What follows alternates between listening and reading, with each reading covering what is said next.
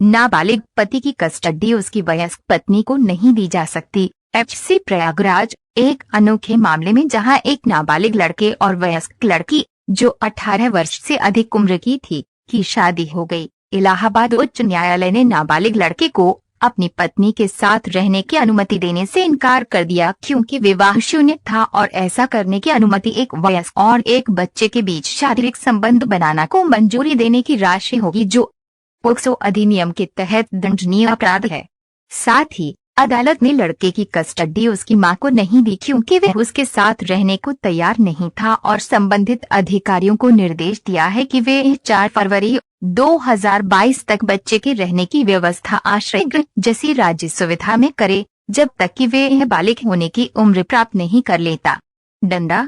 Court ने स्पष्ट किया है कि 4 फरवरी 2022 को लड़के को रिहा किया जाएगा, जिसके बाद वह अपनी पत्नी समेत किसी के भी साथ रह सकता है। न्यायमूर्ति जे मुनीर ने आजमगढ़ के लड़के की मां शीला देवी द्वारा दायर याचिका को स्वीकार करते हुए आदेश पारित किया, जिसने लड़के के प्राकृतिक अभिभावक होने का दावा किया और लड़के को नाबालिग होने के कारण लड़के की कस्टडी देने का अनुरोध किया, क्योंकि मां की मर्जी के खिलाफ वह अपनी पत्नी और ससुराल वालों के साथ नहीं रह सकता। याचिकाकर्ता की दलील थी कि लड़का नाबालिग था और उसके पास लड़की से शादी करने की कानूनी क्षमता नहीं थी और शादी द हिंदू मैरिज एक्ट 1951 और the prohibition of child marriage act 2006 के प्रावधानों के अनुसार अमान्य थी।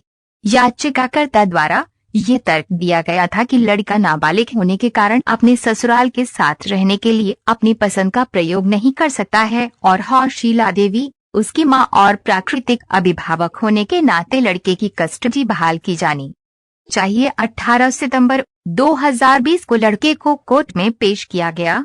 लड़के का बयान अदालत द्वारा दर्ज किया गया था और फिर अदालत ने कहा, इसमें कोई संदेह नहीं है कि लड़का कभी भी अपनी पत्नी या अन्य प्रतिवादियों के साथ रहने के लिए किसी भी तरह के दबाव में नहीं था, जिनके बारे में दावा किया जाता है कि उन्होंने उसे अवैध रूप से हिरासत में लिया था। ऐसा लगता है कि वो बहकाया भी नहीं गया है। न्यायालय ने स्पष्ट किया कि कुछ मामलों में नाबालिग को अपने प्राकृतिक अभिभावक के अलावा किसी अन्य व्यक्ति के साथ रहने की अनुमति दी जा सकती है और कहा, किसी दिए गए मामले की परिस्थितियों की समग्रता और नाबालिग द्वारा अपनी पसंद की अभिव्यक्ति के आधार पर जो वयस्कता प्राप्त करने के कगार पर हो, न्यायालय किसी मामले में अवयस्क को उसके माता पिता या अन्य प्राकृतिक अभिभावकों को वरीयता न देते हुए अपनी पसंद के व्यक्ति के साथ रहने की अनुमति दे सकता है। हालांकि अदालत ने नाबालिग लड़के के अनुरोध को ठुकरा दिया कि उसे अपनी पत्नी की कस्टडी में रहने की अनुमति दी जाए क्योंकि पत्नी ने नाबालिग लड़के की बच्चे को जन्म दिया था।